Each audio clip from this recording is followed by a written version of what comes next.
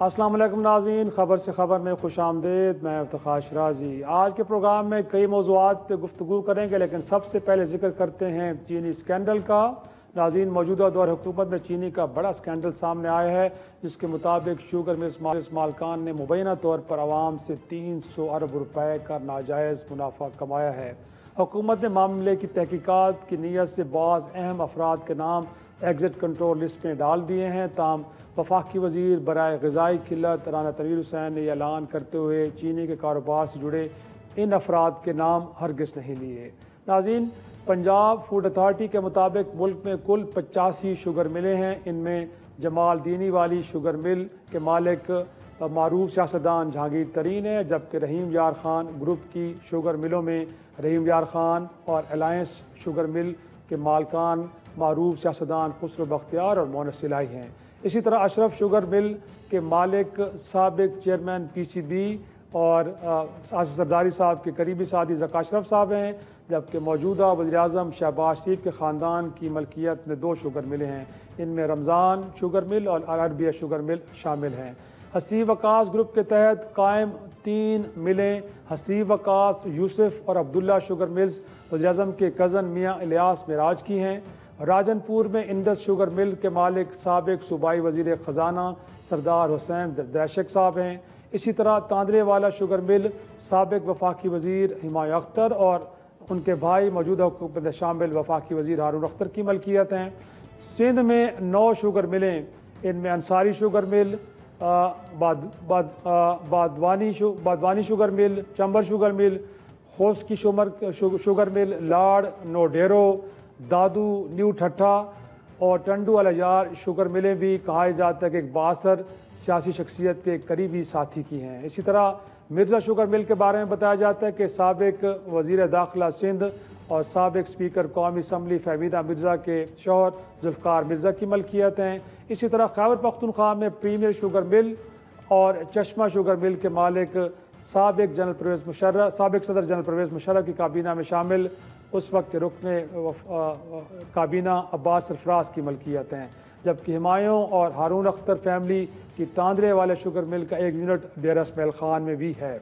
इन तफसीलात से नाज़रीन अंदाज़ा होता है कि ज़्यादातर शुगर मिल्स मालकान सियासतदान हैं और जो मुबैना तौर पर हुकूमती पॉलिसियों पर असरअंदाज भी होते हैं। यही वजह है कि मौजूदा हुकूमत ने गुज़श्ता साल 7.5 लाख टन चीनी बरामद करने की मंजूरी दी और इस खदशे को नज़रअंदाज किया गया कि इससे चीनी की कीमत बढ़ सकती है, और जब कीमत में मुसलसल इजाफा होने लगा तो इतनी ही मिकदार में चीनी बरामद करने का फ़ैसला किया गया।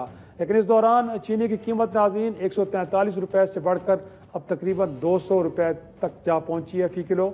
और इस दौरान ऑडिटर जनरल ऑफ पाकिस्तान की पब्लिक अकाउंट्स कमेटी में पेश की रिपोर्ट के मुताबिक शुगर मिल्स मालकान ने अवाम की जेबों से 300 अरब रुपए इजाफी निकाल लिए हैं।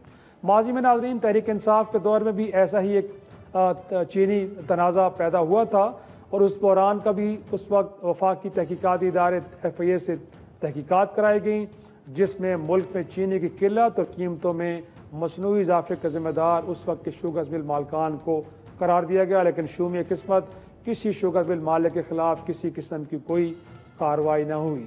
लेकिन इस बार क्या मुस्लिम लीग नून की हुकूमत चीनी स्कैंडल की तहकीकात करके अवाम की जेबों पर डाका डालने वालों के ख़िलाफ़ कार्रवाई करेगी कि नहीं? यकीनी तौर पर हर पाकिस्तानी के जहन में यही सवाल है जिसके इंतज़ार किया जा रहा है। नाज़रीन, ये भी हम डिस्कस करेंगे कि क्या ये बहरान जिसको गोया कि टेकअप तो कर लिया गया है, क्या अब इसको लॉजिकल एंड तक पहुँचाया जाएगा और मुस्तकबिल में बार बार इस तरह की कोई स्कैंडल सामने ना आए उसका रास्ता भी रोका जाएगा कि नहीं जाएगा? और साथ में इस वक्त मुल्क के अंदर सियासी सूरत हाल है वो को भी ज़्यादा बेहतर नज़र नहीं आ रही, उसके अंदर इतलातन क्यों, इसको कैसे ख़त्म करना है? हमारे साथ शरीक गुफ्तगू होंगे, हमें मुस्लिम लीग नून से ज्वाइन करेंगे निहाल हाशमी साहब, उनके साथ मौजूद होंगे तहरीक इंसाफ से फैसल चौधरी साहब और कोशिश करेंगे कि JFA से कामरान मुर्तज़ा साहब को भी हम अपने प्रोग्राम में शामिल करें। तो गुफ्तगू का आगाज़ सबसे पहले करते हैं फैसल चौधरी साहब। सर, पहले तो इनफैक्ट है तो ये मौजूदा हुकूमत के सामने मामला, लेकिन माजी में हमने देखा कि तहरीक इंसाफ के सामने भी इसी नौयत का एक मामला आया था चीनी स्कैंडल का, जिसमें उस वक्त के इमरान खान के करीबी साथी जहांगीर तरीन साहब भी मुलव्वस पाए गए थे। बट सर कार्रवाई कोई नहीं होती, कोई एक्शन नहीं लिया जाता। इस वक्त भी देखा गया कि हुकूमत वक्त ने कुछ लोगों के नाम ECL में तो डाल दिए हैं, लेकिन उसके बाद क्या क्या होता है, क्या माजी की रिपीट टेलीकास्ट हमें देखने को मिलती है कि चलो तहकीकात हो गई, जिम्मेदारों का तयन हो गया, रिपोर्ट सामने नहीं आएगी और ना ही किसी के खिलाफ एक्शन होगा। क्या देख रहे हैं इस वक्त आप? शाह जी, PTI दौर में जो तहकीकात हुई थी उनकी रिपोर्ट तो पब्लिक भी हुई थी, और वहाँ पे आपको पता है जहांगीर तरीन साहब रीढ़ की हड्डी गर्दाने जाते थे PTI में, तो उनका जो है वो किया गया, उनको फिर अलहदा कर दिया गया। इमरान खान साहब ने स्टर्न एक्शन अलग लिया कर था। दिया गया इतनी? हाँ नहीं, अब उसके आगे देखे ना, लेकिन सर उसके बाद तो जो शुगर के जो लोग थे उसमें पर्चे हुए, उन्होंने वो सारा जो मामला करना था वो तो अदालतों में है। अब अदालतें अगर कुछ करती हैं नहीं करती, ये तो फिर जिम्मेदारी नहीं होती ना। आज के दौर में तो ये सारी जो आपने नाम लिए हैं, ये तमाम लोग हैं जो पॉलिसी में बैठे हुए हैं। इमरान खान साहब के किसी रिश्तेदार की है, उनकी अपनी तो शुगर मिल है कोई नहीं कि वो उस पे करते। तो ये तकाबुल जो है मेरी नज़र में ये फॉल्स इक्विवेलेंस इसको कहते हैं कि ये उसका और इसका कोई नहीं है। ये तो अभी देखे ना, जो इस वक्त शुगर एडवाइजरी बोर्ड की जो कमेटी थी, इसहाक डार साहब उनको चेयर कर रहे थे, वो उनके चेयरमैन थे। वो और शुगर एडवाइजरी बोर्ड ने और बाकियों ने मिल के ये एक्सपोर्ट की। और एक शायद मीडिया पे रिकॉर्ड का हिस्सा है कि फैमिली मीटिंग में शहबाज शरीफ को कहा गया कि आप एक्सपोर्ट करने की इजाज़त है। और जबकि उस वक्त चीनी की प्राइस जो थी रमज़ान से पहले 112 की थी, ये 160 पे चली गई, अब वो 2-250 पे चली गई है। और जो इंपोर्ट जो है उस वक्त की गई, जबकि अपना गन्ने की फसल जब आएगी, जब ये हमारी फसल, तो उस वक्त फिर किसान को कख नहीं मिलना। तो ये तो पूरा एक ऑर्गेनाइज्ड प्लान है ना जी, एक ऑर्गेनाइज्ड क्राइम है कि यहाँ पे लोग जो हैं बिजनेस सेटअप किया जाता है। बिजनेस सेटअप करने के बाद जो है वो लोग जो हैं वो पैसे दे के या जिस तरीके से भी सियासत में आके पॉलिसी मेकिंग में आते हैं, पॉलिसी मेकिंग में वो कॉन्फ्लिक्ट ऑफ इंटरेस्ट को नहीं देखते, खुद अपना वहाँ पे बैठ के ये फैसले करते हैं। यानी कोई आम आदमी तो इनमें नहीं है ना। शुगर एडवाइजरी बोर्ड में भी आप देख लीजिएगा, उनके भी जाके आप कच्चे चट्टे खोल लें कौन है। तो इस तरह की जो बातें होती हैं, इसको ऑर्गेनाइज क्राइम किया जाता है। और जब हुकूमत खुद इसमें मुलव्वस हो तो कौन तहकीक करेगा, कौन करेगा? कोई भी नहीं। इसके बाद शुगर का स्कैंडल आया है, इसके बाद खुर्दनी तेल का स्कैंडल है। ठीक है, रातों रात जो है वो जो SROs हैं वो शुगर की इंपोर्ट के ऊपर ड्यूटी 2% कर दी गई, 18 से कम करके। तो ये आपकी और मेरे फायदे की तो बात नहीं है ना जी। हम तो जो चीनी 160 10 रुपए में रमजान से पहले लेते थे 160 की, अब वो 200 रुपए में मिलती है।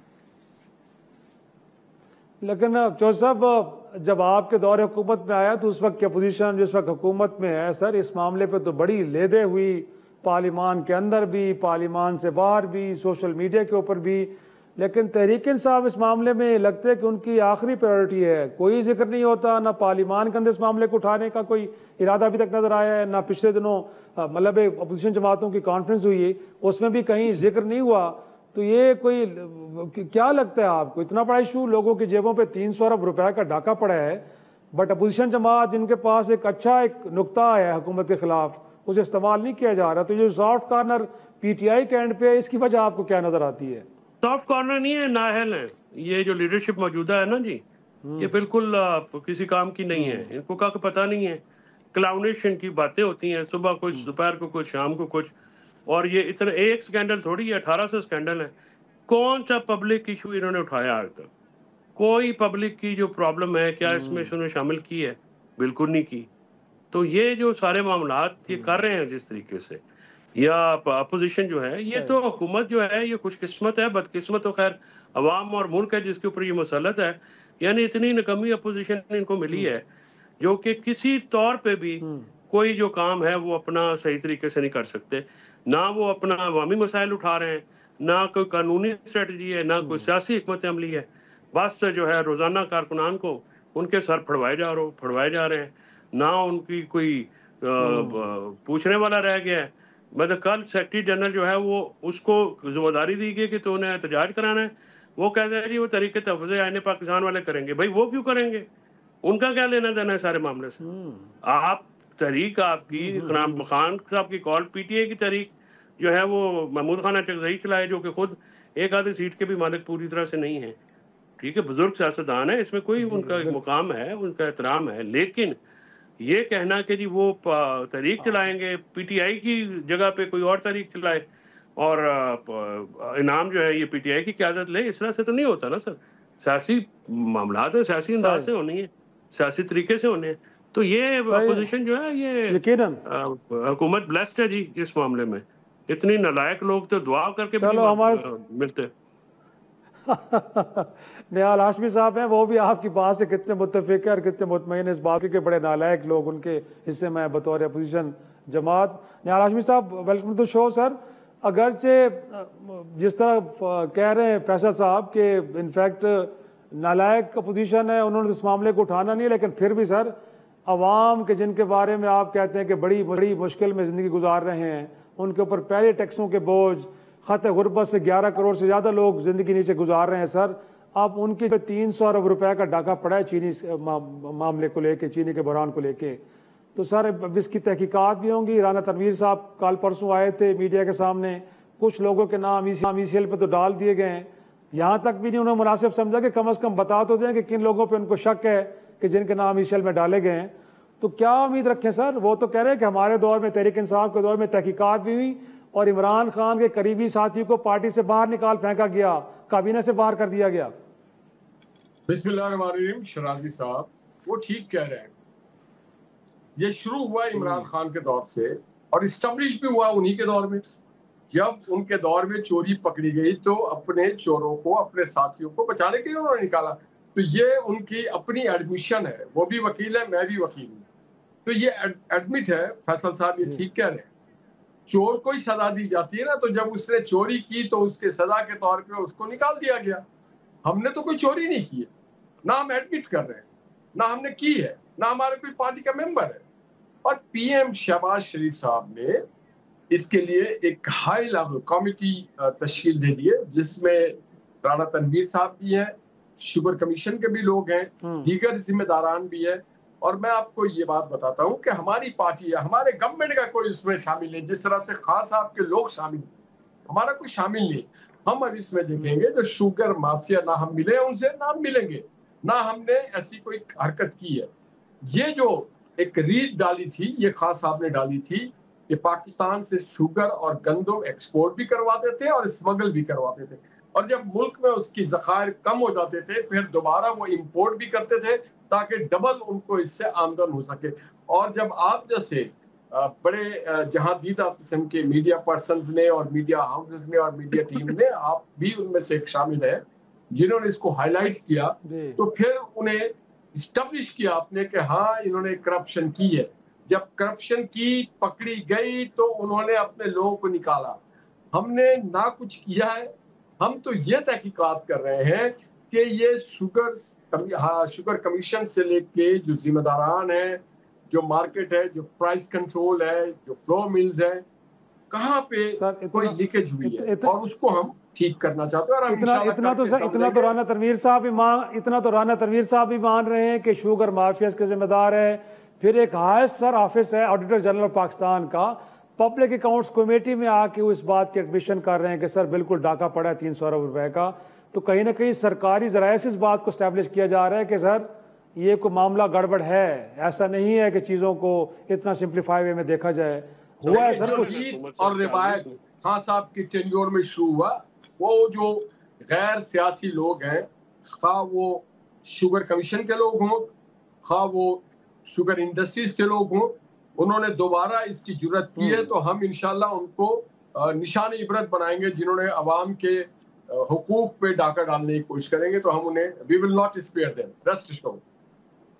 छोटा सा ब्रेक सर, छोटा सा ब्रेक के लिए मुझे ब्रेक से वापस आते हैं, गुफ्तगू के सिलसिले को आगे बढ़ाते हैं। प्रोग्राम में एक बार फिर खुशामदीद।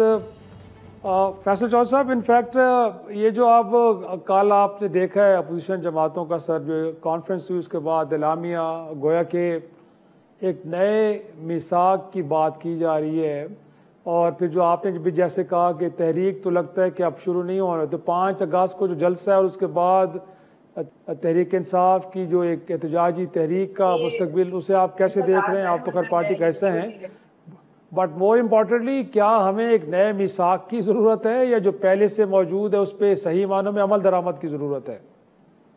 देखिए शरीफ, एक जुमला आपकी इजाज़त से, जो मौजूदा हुकूमत है वो शुगर बैरन्स या शुगर माफिया की सहूलतकार है।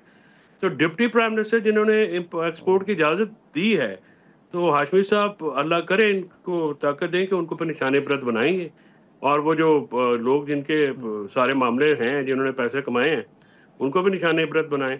और अपनी बारी जो अभी तक इन्होंने कुछ भी नहीं किया, तो इमरान खान साहब के ऊपर तो तख्ता मश्क बनाना एक आदत है।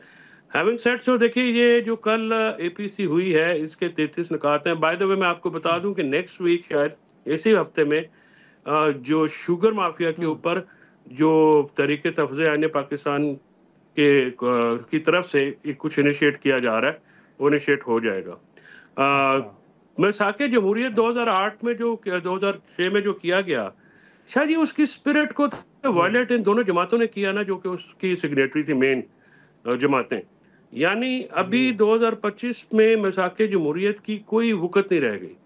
उसमें जो मेन नुक्ता था वो ये था कि आप इस्टेब्लिशमेंट के मदद के बगैर जो है हुकूमत में आएंगे। तो क्या ये आज क्लेम किया जा सकता है कि ये तो नहीं हुआ? तो फिर जब एक मुआहदा वायलेट हो गया तो ख़त्म हो गया। अब ज़ाहिर है एक नया आपको मिसाक करने की ज़रूरत है, और इसमें आपको याद होगा मैंने भी 5 पॉइंट अपने दिए थे, जिसमें आइन की बहाली, जमहूरियत की बहाली, आज़ाद इलेक्शन के लिए आज़ाद इलेक्शन कमीशन, और 26वीं तरमीम में या आप रिफॉर्म्स करें जुडिशरी को पावर करने के लिए, या इसको रिवर्स करें, और फिर इस्टेब्लिशमेंट से सारी जमातें बात करें। इस वक्त किसी सियासी जमात की कोई पॉलिटिकल स्पेस नहीं है।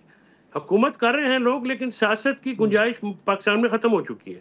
पाकिस्तान में अदालतों के निज़ाम भी ख़त्म हो गया है, सियासी निज़ाम भी ख़त्म हो गया है, और जमहूरियत भी ख़त्म हो गई। ये सारी चीज़ों को वापस लाने के लिए तमाम सियासी जमातों को एक पेज पे होना पड़ेगा। हुकूमत में है, अपोजिशन में है, पार्लियामेंट में है, पार्लियामेंट से बाहर हैं, किसी भी जो है वो कैपेसिटी में है, उनको ये लाना पड़ेगा। PTI की प्रॉब्लम ये है कि PTI इतनी आज भी सबसे मकबूल जमात है, आज भी सबसे ज़्यादा कारकुन और वोटर उनके पास है।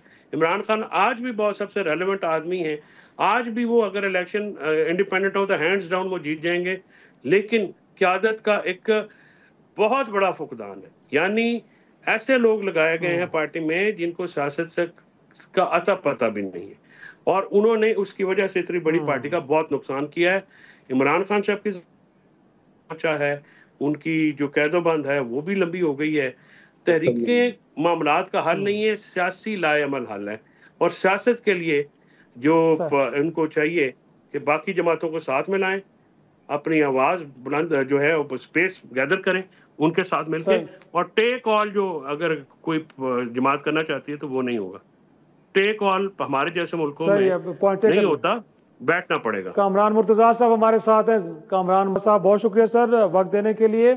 पहले तो सर मैं ये जानना चाहूँगा कि अगरचे आपकी जमात बैठी तो अपोजिशन बेंचों पे है, लेकिन ये जो 2-3 रोज़ा कॉन्फ्रेंस हुए सर उसमें कोई आप नज़र नहीं आए, उसकी वजूहात क्या हैं? और फिर जो वहाँ से एलामिया सुनने को मिला है सर, वो मौलाना फजल रहमान साहब की गुफ्तगू से को मुख्तलिफ नहीं है। वो भी जब ऐवान में खड़े होकर तकारीर करते हैं तो यही कहते हैं कि 2024 का इलेक्शन फ्रॉड इलेक्शन है, ये हुकूमत कहने की एक नुमाइशी हुकूमत, इख्तियारात किसी और के हाथ में है।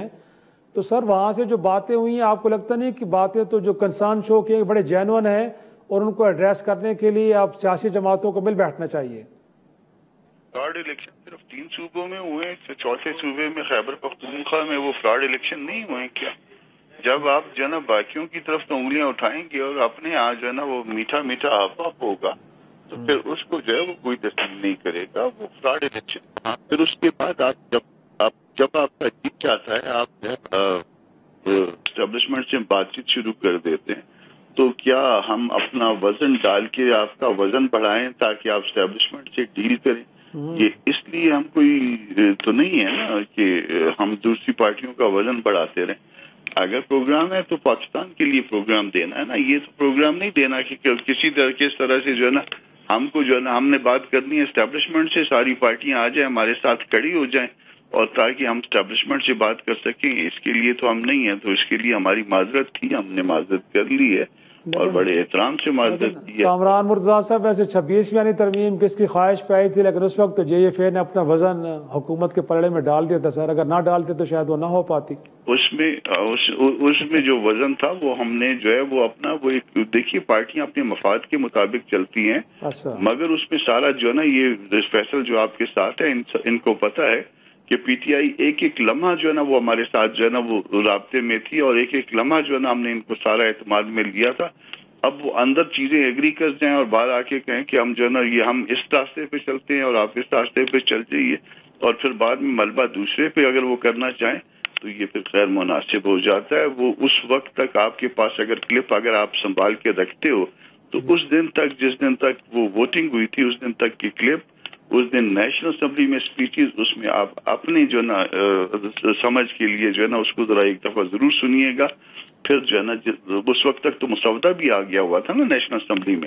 उस दिन जितनी स्पीचेस नेशनल असेंबली में हुई थी, यहाँ से तो सेनेट से बाइकाट हो गया था, और उधर जो नेशनल असेंबली में स्पीचेस हुई थी उसमें मौलाना के हवाले से क्या कहा गया था, डॉक्यूमेंट तो आपके सामने थे। मेरी इस बात पे बेशक बिलीव ना करिए कि मुझे जो ना अपोजिशन चैम्बर में बुलवा के ये कहा जाता रहा कि ये ठीक करवा दें, ये ठीक करवा दें, वो और मैं ठीक करवाता रहा। इवन जो ना तहरीर में कुछ था जुबानी, हमने उसको ठीक करवाया।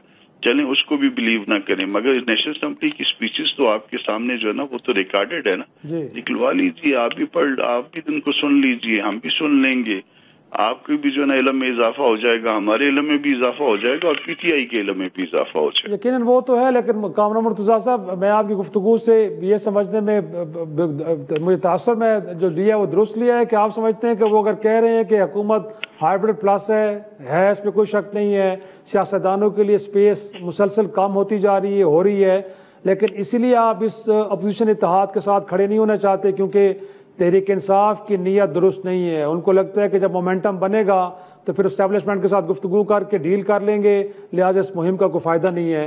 तो फिर सर वे फॉरवर्ड है क्या, कैसे आगे बढ़ें? अगर आप समझते हैं कि डेमोक्रेसी कंप्रोमाइज़ कर रही है तो उसको तो इतना बड़ा नुकसान को तो नहीं गोया के बर्दाश्त किया जा सकता ना सर। जब बातचीत कर रहे थे तो मैंने उनसे वजाहत मांगी थी, उसके बाद जो है ना ये फैसल के साथ कई प्रोग्राम थे, उसमें मैंने बार बार रिपीटेडली कहा था कि ये जो खबरें आ रही हैं आजम सवाती साहब वाली, और दूसरी ये जो आप एस्टेब्लिशमेंट के साथ डील करना चाह रहे हैं, या आपकी बातचीत जो है ना कहीं से शुरू हो चुकी है, इसको जरा क्लियर कर दीजिए।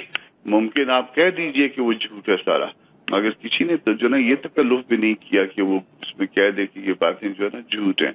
अब वे फॉरवर्ड का कोई ठेका हमने तो नहीं लिया हुआ ना। वे फॉरवर्ड जो है ना अली अमीन जो है वो उधर से लाइन पे हैं, वो जब आपका जो ना नवंबर में या उससे पहले जो ना आपका वर्कर निकल के आता है और उस वर्कर को उधर जो ना पार होने के लिए छोड़ के, या इवन आपके अपने बकौल मरने के लिए छोड़ के, और आप उधर से जो ना वो 12 इजला क्रॉस करके किसी और जगह पहुंच जाते हैं, तो क्या ये काम हमारे साथ हमसे करवाना है कि हमारे वर्कर्स को भी आपने जो ना मरवाना है उनके साथ?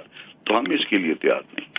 और हमारे साथ सर निहाल हाशमी साहब भी हैं, तो कुछ उनकी तरफ भी चलते हैं, उनको भी नुक्ते नज़र लेते हैं। निहाल हाशमी साहब, इनफैक्ट ये डिस्टर्बिंग वॉइसेस हैं सर, और जिस तरह मिसाक जमहूरियत से मुतालिक गुफ्तगू की है फैसल चौधरी साहब ने कि अगरचे आपने 2006-07 में ये तय किया था कि किसी के कांधे पे सवार हो के इक़्तिदार में नहीं आया जाएगा, लेकिन बहरहाल ये तल्ख़ हकीकत है कि इन तजर्बात को दोहराया गया है। तो आपको लगता नहीं है सर, अगर मुल्क के अंदर एक मुस्तकिल सियासी इस्तेहकाम लेके आना है, पार्लिमान को सुप्रीम बनाना है, इख्तियारात सिविल और मुंतखब लोगों के हाथ में आने चाहिए, तो फिर मिसाक जमहूरियत 2 तो होना चाहिए ना सर? तो खान साहब मैं आपको क्या बताऊं, ये मोहम्मद नवाज शरीफ साहब का एक ट्रैक रिकॉर्ड है कि वो हमेशा वोट के जरिए से आए, वोट के तवस्सुल से आए, और न सिर्फ खुद आए हैं बल्कि जो भी सियासी जमात किसी भी सूबे में किसी भी अवान में मेजॉरिटी क्लेम करती रही है, तो हमने उन्हें कहा कि आप आए, आकर के हुकूमत करें। जैसे 2013 में जब सिंगल लार्जेस्ट पार्टी थी PTI, तो मोहम्मद नवाज शरीफ साहब ने PTI को कहा कि आए आप आके गवर्नमेंट फॉर्म करें, क्योंकि हम वहाँ पे उस वक्त पीपुल्स पार्टी और JUI के साथ मिलकर गवर्नमेंट फॉर्म कर सकते थे, मगर हमने ऐसा नहीं किया। इसी तरह से अभी 2024 में हमने 2018 का एक जिक्र मैं कर देता हूं साथ साथ, कि 2018 में पंजाब असेंबली में हमारी सिंगल लार्जेस्ट पार्टी थी, मगर जहांगीर तरीन साहब के जहाज को ऑपरेट किया गया शटल की तरह और उड़ा उड़ा के चिड़िया लाया गया और फिर उन्होंने ज्वाइन करना शुरू किया। तो हमने उस वक्त भी ये बात कहा था कि देखिए जी, जिसकी लार्जेस्ट सिंगल लार्जेस्ट पार्टी, और हम उस वक्त सिंगल लार्जेस्ट हम मेजोरिटी भी कायम कर चुके थे, मगर ये नहीं हुआ। उस वक्त मेरे ख्याल से फैसल साहब शायद सियासत में ना हो तो इसलिए उनको पता ना हो, मगर मैं उनको बताना चाहता हूँ कि 2018 में पंजाब की जो हुकूमत जो असेंबली थी उसमें हम सिंगल लार्जेस्ट पार्टी थे। अब 2024 में जब इलेक्शन हुआ है तो ये पीपल्स पार्टी के चेयरमैन बिलावल भुट्टो जरदारी साहब ने इमरान पीटीआई को ये ऑफर की कि अगर आप समझते हैं कि you are the single largest party of this parliament, you may come forward and form the government, हम आपके साथ ताउन करेंगे, 10 से ताउन होगा। और उससे भी एक कदम आगे जाकर के जब खान साहब ने 2018 में अपनी गवर्नमेंट फॉर्म की तो उस वक्त आज के वजीर आजम शहबाज शरीफ साहब ने अपनी पहली स्पीच में कहा था कि जनाब आप आए, बैठ के हम मिसाल के मईशत करते हैं, और बिलावल साहब ने कहा था कि आए कदम बढ़ाओ इमरान खान, हम तुम्हारे साथ हैं। तो हमने तो हमेशा वोट को, और आज अगर हम इख्तिदार में हैं तो हम वोटों से हैं, हमारी तारीख पीपल्स पार्टी के वोट से हैं, बाप पार्टी सर के ये वोट तो से आप हैं। कह रहे हैं सर, आपके मुल्क के वज़ीर दिफा तो कुछ और कह रहे हैं। मुल्क के वज़ीर दिफा तो फरमा रहे हैं कि हाइब्रिड सिस्टम है, हाइब्रिड निज़ाम है। सर ये कोई बाहर से नहीं कहा जा रहा ना, आपके अपने लोग फरमाते हैं। तो फिर ये डोमेन है, मेरा अपना डोमेन है। वजीर दिफा साहब जो बेहतर समझते हैं वो कहते हैं, जो मैं बेहतर देख रहा हूँ दूर से बैठ करके समझ रहा हूँ as a student of political science, तो मैं ये कह रहा हूँ कि जनाब हमारे साथ एमक्यूएम भी है, पीपल्स पार्टी भी है, बाप पार्टी भी है, और ये सिंगल पार्टीज जो है ये मेजोरिटी कमांड करती हैं पार्लियामेंट के अंदर। अगर कोई कहता है कि ये लोग कमांड नहीं करती है तो फिर कौन लोग करते हैं कमांड? मैं ये समझता हूँ अगर पंजाब, सिंध और बलूचिस्तान में जो इलेक्शन है वो इलेक्शन नहीं, और केपी के इलेक्शन सारी मेरिट पे, ऐसा नहीं हो सकता है। वही इलेक्शन कमीशन था, केपी में कोई इलेक्शन कमीशन वो तो पूरे सर पूरे इलेक्शन के ऊपर सवाल उठ रहे, इसमें तो कोई शक नहीं। प्रोग्राम में एक छोटी सी ब्रेक था, नाज़रीन वापस आते गुफ्तगू के सिलसिले को आगे बढ़ाएंगे। वेलकम बैक नाज़रीन। कामरान साहब, इनफैक्ट सियासी इख्तलाफात अपनी जगह पे, तहरीक इंसाफ का कंडक्ट के ऊपर आपका एतराज़ हो सकता है, लेकिन सर ये जो अदालती प्रोसेस चल रहा है सर, जिसके तहत तहरीक इंसाफ के कारकुनों को, रहनुमाओं को सर 10 साल सज़ाएँ हो रही हैं, आप इसको कैसे डिफ़ाइन करें? क्योंकि आप लॉ के स्टूडेंट भी हैं ना, तो मैं क्या कहूँगा, आप इसको कॉन्स्टिट्यूशन और लॉ की सुप्रीमेसी और इम्प्लीमेंटेशन कहेंगे या सियासी इंतकाम कहेंगे? सर तारीख का इसको कैसे लिखेगी? देखिए, इसको मैंने पहले भी गलत कहा है, अब भी गलत कह रहा हूँ, और बड़ी वजाहत के साथ और बड़ी सरहद के साथ जो हमारा मौक़िफ़ होता है हम वो क्लियर देते हैं। हम ये नहीं होता कि हम जो है जब काम निकल जाता है तो फिर उसके बाद जो है बाहर आके कुछ और कहते हैं, अंदर कुछ और कहते हैं। तो हम उन तमाम फैसलों को, ये मुमकिन नहीं है कि तमाम फैसले ऊपर नीचे आ जाए, ये मुमकिन नहीं है कि ये फैसलों की हाजत जो है इकट्ठी हो, ये मुमकिन नहीं है कि उसमें एक लाइन जो है ना वो ड्रा हो जाए, उस लाइन के मुताबिक जो है ना वो आपको पता चलना शुरू हो जाए कि ये तो इस तरफ वाले हैं इसलिए छूट गए, ये तो उस तरफ वाले हैं। फैसले खुद चीख के बोल रहे हैं कि वो क्या हो रहा है। तो ये जो कुछ गलत है वो गलत है, और ये तारीख जो है वो इस हवाले से अदालतों से पूछेगी यकीनन। ये इसमें दुरुस्त नहीं हो रहा, ठीक नहीं हो रहा।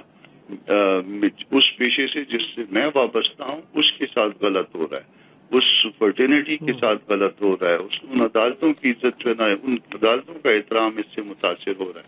आपने अपनी इंडिपेंडेंस जो है कॉम्प्रोमाइज कर दी है, ये इस तरह से नहीं होता।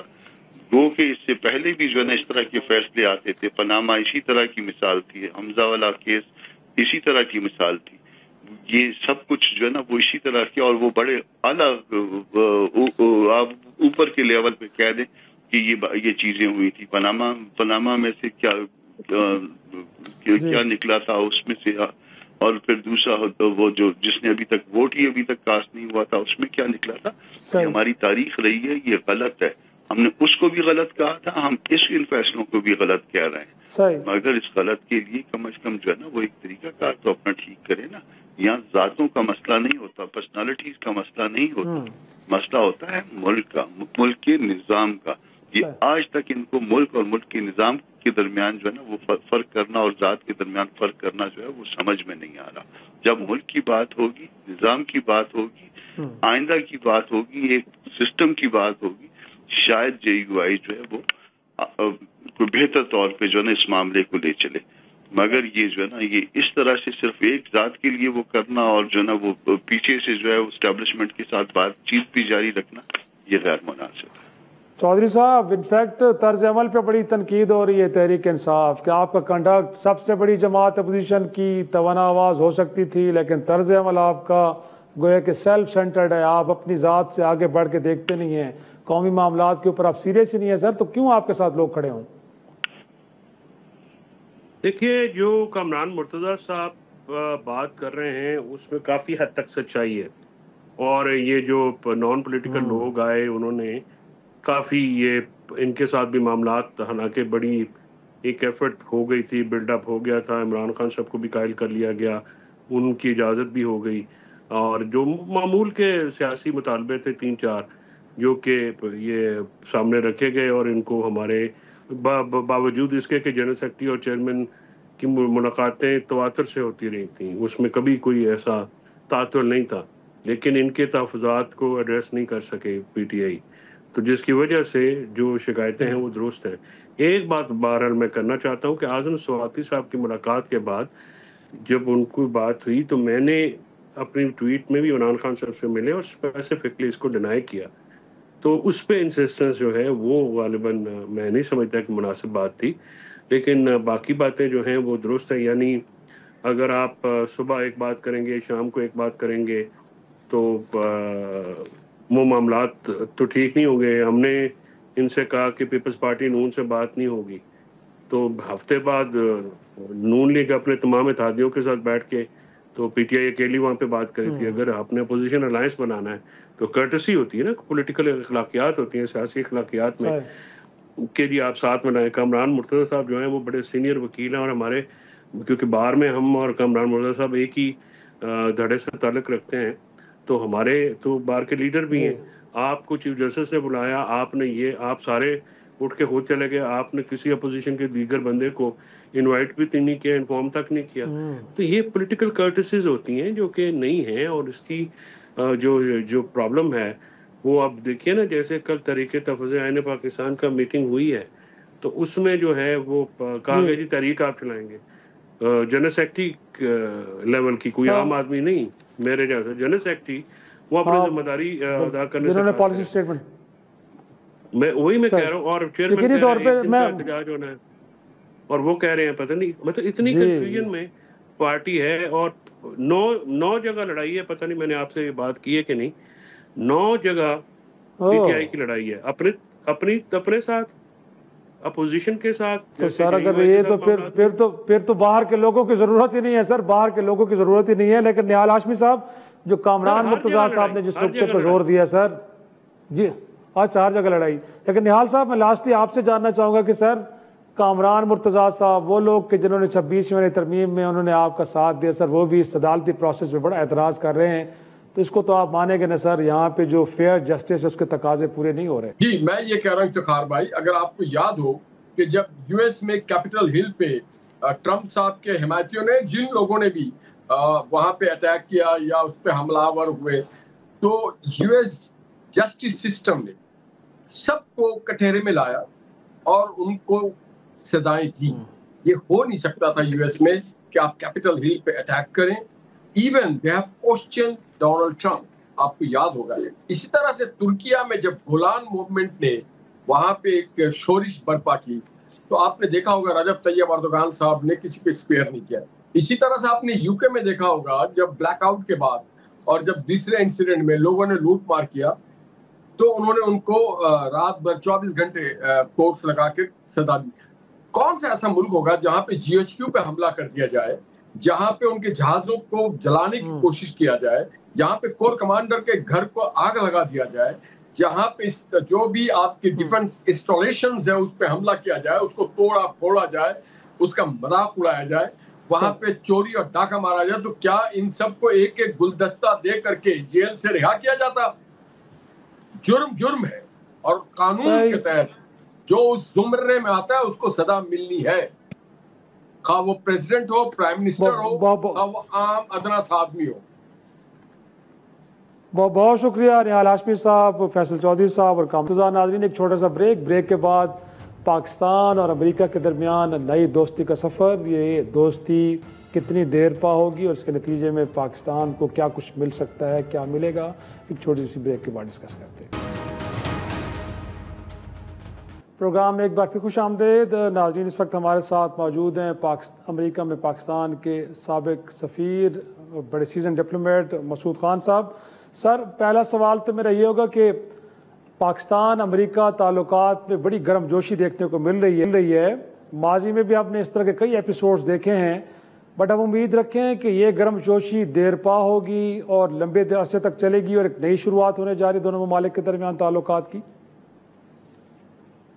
जी बिल्कुल, लेकिन ओनस जो है पाकिस्तान के ऊपर भी है और अमेरिका के ऊपर भी है, और यहाँ ख़ित्ते में बदलते हुए हालात पे भी है इन्हिसार इस बात का कि ये हमारे जो नए ताल्लुकात बने हैं जिस तरीके से मजबूत हो रहे हैं इसी तरीके से कायम रहें। मैं समझता हूँ कि ये ठोस बुनियादों पर उस्तवार किए जा रहे हैं, यानी ये खला में या फ़िज़ा में नहीं है, बल्कि ये ज़मीनी हक़ाइक़ को मद्देनज़र रखते हुए ये ताल्लुकात बनाए जा रहे हैं। इसलिए कि आप ये देखें कि जो हाइड्रोकार्बन है, यानी जो ऑयल की एक्सप्लोरेशन है, उसके बाद मिनरल एक्सट्रैक्शन है, फिर जो टैरिफ का मुआहदा भी हुआ है वो पाकिस्तान के हक़ में है, और उसके अलावा ये है कि हम दोनों ममालिक की स्ट्रेटिजिक अलाइनमेंट बढ़ी है, यानी हमारा इत्तफ़ाक़ राय है कि इस ख़ित्ते में अमन और सलामती के लिए दोनों ममालिक किरदार अदा कर सकते हैं। बिलख़ुसूस पाकिस्तान का एक कलीदी किरदार है, तो हमें उम्मीद रखनी चाहिए कि इस ताल्लुक़ की, इस बनते हुए नए ताल्लुक़ की बुनियादें मज़बूत हैं और जो बैनुल-अक़वामी सियासत में उतार चढ़ाव से उनके ऊपर कोई फ़र्क नहीं पड़ेगा। उसकी एक वजह यह है कि अब जिस किस्म के माशी प्रोजेक्ट हम शुरू करने वाले हैं वो बाहमी मुफाद की बुनियाद पे हैं, इसलिए ये कि अमेरिका को भी फ़ायदा होगा, पाकिस्तान का भी होगा और पूरे नेबरहुड को फ़ायदा होगा। इसमें खलीजी रियासतें भी ज़ाहिर है शिरकत करेंगी, वो पहले से भी कर रही हैं, अब भी करेंगी, और वस्ती एशिया ख़ास तौर से इसमें बहुत दिलचस्पी ले रहा है कि पाकिस्तान और अमेरिका के ताल्लुकात मजबूत हो जाएं। तो जैसे उज़्बेकिस्तान, अफ़गानिस्तान और पाकिस्तान के दरमियान रेल लिंक को, रूस इसमें दिलचस्पी ले रहा है कि वो भी एक रेल लिंक पाकिस्तान तक ले आए। तो मैं समझता हूँ कि इस मरतबा हम हिंदुस्तान के हवाले के बग़ैर अमेरिका के साथ ताल्लुकात इस्तवार कर रहे हैं। वो हवाला भी मौजूद है अपनी जगह पे कहीं ना कहीं, लेकिन ये है कि लेकिन मेरा साथ से सवाल ये है कि माजी में भी हमने गोया कि बड़ी मुश्किल हमें पेश आई कि अमेरिका और चीन के दरमियान ताल्लुकात के अंदर एक बैलेंस क्रिएट किया जाए। तो यकीनी तौर पे लगता नहीं आपको कि चैलेंजेस अब भी हैं कि अगर हमने इन ताल्लुकात को लेके चलना है तो इससे मुराद हरगिज़ ये नहीं है कि हम कहीं फिर चीन के साथ ताल्लुकात के पस पुश डालेंगे। तो ये जो बैलेंस इसको कैसे हमने मेंटेन करना है सर? देखिए, मैं चीन में भी सफ़ीर रहा हूँ और अमेरिका में भी सफ़ीर रहा हूँ, और पाकिस्तान ने हमेशा इन दोनों ममालिक के दरमियान तवाज़ुन रखा है, बल्कि बसा औक़ात चीन और अमेरिका के दरमियान सहूलतकारी की है और एक पुल का काम किया है, जिसकी तारीफ़ व तौसीफ़ बीजिंग में भी की जाती है, वाशिंगटन में भी की जाती है, और इसके सिलसिले में बिल्कुल खौफ नहीं होना चाहिए, क्योंकि हम ठोस अमूर के ऊपर बात करते हैं। जो तजारत का हजम है हमारा, यानी चीन के साथ है या अमेरिका के साथ है, इनका अगर मजमुआ भी कर दिया जाए तो इससे जो है चीन और अमेरिका के तजारती हजम पर कोई असर नहीं पड़ता। अब रहा जो इसकी स्ट्रेटिजिक जहत है, तो मैं ये कहूँगा कि चीन और पाकिस्तान के बहुत गहरे ताल्लुकात हैं, जिसमें दिफाई ताल्लुकात हैं, सियासी हैं, माशी हैं, तजारती ताल्लुकात हैं, तो वो किसी तरीके से भी दरहम भरम नहीं हो सकते। अमेरिका के साथ जो है उनके साथ भी हमारा कोई 70 साल से ज़्यादा का तजुर्बा है मजबूत ताल्लुकात का, और एक नए दौर का आगाज़ कर रहे हैं। तो और दूसरे ये है कि इनमें कॉम्प्लीमेंटरिटी पैदा की जा सकती है, यानी जो प्रोजेक्ट्स यहाँ मौजूद हैं उनमें शराकत दारी हो सकती है। पाकिस्तान कोई जजीरा नहीं है, पाकिस्तान एक हब है, एक शाहराह है, एक राहदारी है। तो इसलिए इसमें जो बड़ी बड़ी ताकतें आके यहाँ तजारत करें, सरमायाकारी करें, इससे हमें खौफज़दा नहीं होना चाहिए। और पाकिस्तान एक बड़ा मुल्क है, उसे बड़े मुल्क के तौर पर सोचना चाहिए और तमाम बड़े ममालिक से बशमूल चीन और अमेरिका के साथ उसके ताल्लुकात होने चाहिए। और मसूद खान साहब, इनफैक्ट डोनाल्ड ट्रंप साहब जंगों के मुखालिफ हैं, वो चाहते हैं कि दुनिया भर में ये तनाज़ात ख़त्म होने चाहिए। अब हम क्या उम्मीद रखें? इस खित्ते के अंदर भी बहुत बड़ा तनाज़ा पाकिस्तान और भारत के दरमियान है। अब पानी का डिस्प्यूट, इसके अंदर एक एडिशनल एलिमेंट आ गया है, तो हो सकता है इस बात का कभी इम्कान है कि इन मामलात के ऊपर भी कोई वाज़ेह पेश रफ्त हो और ट्रंप साहब के दौर हुकूमत में इन इशूज़ को हल करने में भी कोई अमेरिका का किरदार आपको नज़र आ रहा है? सदर ट्रंप ने जंगबंदी करवाई थी, उसके बाद वादा किया था कि कश्मीर के सिलसिले में सालसी करेंगे या मसला कश्मीर के हल के लिए हमारी मदद करेंगे, हाथ बटाएंगे दोनों ममालिक का। पाकिस्तान तैयार है, हिंदुस्तान जो है इट्स ड्रैगिंग इट्स फीट, वो आगे बढ़ने के तो असर रसूख है। और उसने तस्लीम किया है, मतलब अमेरिका ने तस्लीम किया, दुनिया ने तस्लीम किया है कि हिंदुस्तान और पाकिस्तान के दरमियान जनूबी एशिया में कश्मीर एक कलीदी मसला है। अगर ये नहीं हल किया जाएगा तो हिंदुस्तान और पाकिस्तान के दरमियान हमेशा जंग की फ़िज़ा रहेगी। और ये भी इम्कान है कि अगर जंग एक हद से आगे बढ़ गई तो वो जौहरी जंग बदल सकती है। तो इसलिए ये अमेरिका का एक किरदार तो बनता है, लेकिन ये है कि हमने और भी देखने हैं कि जंगें कहाँ हो रही हैं। मिसाल के तौर पर क्या यूक्रेन की जंग ख़त्म होती है, कि गज़ा में जो जुल्म सितम हो रहा है, जुल्म इस्तब्दाद हो रहा है, जो तबाहकारी हो रही है, वो बंद होती है या नहीं बंद होती, उसके भी हमारे ऊपर बिलवास्ता और बराह रास्त असरात पड़ेंगे। लिहाजा हमें तैयार होना चाहिए। पाकिस्तान जो है अब बड़े ममालिक की सफ़ में खड़ा हो गया है, जो है स्ट्रेटेजिक एतबार से और तजारती और माशी एतबार से, तो उसके मुताबिक उसे अपना रोल अदा करना पड़ेगा। लिहाजा हमारी क़यादत, हमारे अवाम, हमारे इंटेलेक्चुअल्स, हमारे तमाम इदारे जो है उनको एक तरीके से रीथिंक करना पड़ेगा कि पाकिस्तान को इन बदलते हुए हालात में नए मौक़े को कैसे इस्तेमाल किया जाएगा और पाकिस्तान को एक अजीम तर रियासत कैसे बनाया जाएगा। और बिल्कुल आपने सर ठीक कहा कि माजी में भी देखे 5-6 दहाइयाँ कबल गोया के अमेरिका और चीन जैसे मुल्क को हमारी सफारतकारी ने करीब लेके आए इन दोनों ममालिक को। अब मिडल ईस्ट के अंदर भी हम कहते हैं, शायद हमारा ये क्लेम है कि जो जंग बंदी हुई है इसराइल ईरान के दरमियान, उसमें पाकिस्तान का अगेन एक कलीदी रोल है। तो मिडल ईस्ट के अंदर देर पा अमन से मुताल्लिक आप पाकिस्तान के किरदार को क्या देखते हैं? फिर अगेन ईरान के साथ जो अमेरिका का इसराइल तनाज़ा है उसको ख़त्म करना और फिर अमेरिका और ईरान के दरमियान दूरियों को ख़त्म करना, उस हवाले से भी आप पाकिस्तान का रोल देखते हैं? क्योंकि आप कह रहे हैं कि अब हमारा इंटरनेशनल एक स्टेचर बन गया है, हमें अब कुछ डिफरेंट निगाह से देखा जा रहा है, तो इस हवाले से क्या आपकी असेसमेंट है सर? देखिए, अगर यूक्रेन में जंग बंद होती है तो चूँकि हमारा एतमाद कीव में भी है और मॉस्को में भी है, तो वहाँ हम पीस कीपर मुहैया कर सकते हैं। हम अमन दस्ते भेजते रहे हैं, अफ्रीका में भेजे हैं, बाल्कन्स में भेजे हैं, लातीनी अमेरिका में भेजें, एशिया में भेजें। तो एक तो ये हमारा किरदार बनता है। दूसरे, ये जो मार्को रूबियो और हमारे नायब वज़ीर आज़म की मुलाकात हुई थी वाशिंगटन में, जी जो उनमें जी बिल्कुल जी इसहाक डार साहब की जो मुलाकात हुई थी, तो उसमें एक बहुत अहम नुक्ता था। उन्होंने पाकिस्तान का शुक्रिया अदा किया कि वो ईरान के सिलसिले में सफारतकारी में हाथ बटा रहा है। इसका मतलब ये पाकिस्तान का एक नया रोल है और वो अमेरिका और ईरान के दरमियान जो गलतफहमियाँ हैं, जो ख़दशात हैं, जो तसादम है, उसको दूर करने के लिए अपना किरदार अदा कर रहा है। आगे सवाल ये पैदा होता है, आपके सवाल से ये सवाल पैदा होता है क्या गज़ा के सिलसिले में भी पाकिस्तान अपना किरदार अदा कर सकता है? क्योंकि पाकिस्तान की साख बढ़ चुकी है। पाकिस्तान के ऊपर अगर अमेरिका भी एतबार करता है, ईरान भी एतबार करता है और अहले अरब एतबार करते हैं, तो पाकिस्तान इस किस्म का किरदार अदा करने के लिए तैयार होगा। बहुत शुक्रिया मसूद खान, साबिक सफ़ीर, बड़ी तफसील से गुफ्तगू कर रहे थे कि पाकिस्तान अमेरिका ताल्लुकात के अंदर जो एक नई जहत आई है, ये मुमकिन तौर पर देर पा है और इसका अब एक मुख्तलिफ ज़ाविया है। गोया कि अब ये इसको पाकिस्तान भारत ताल्लुकात से अलग हो के तिजारत और सरमायाकारी और ट्रेड की नज़र से देखा जा रहा है। नाज़रीन, आज के प्रोग्राम का इख्तिताम यहीं पे करते हैं। इजाज़त दीजिए, खुदा हाफिज़।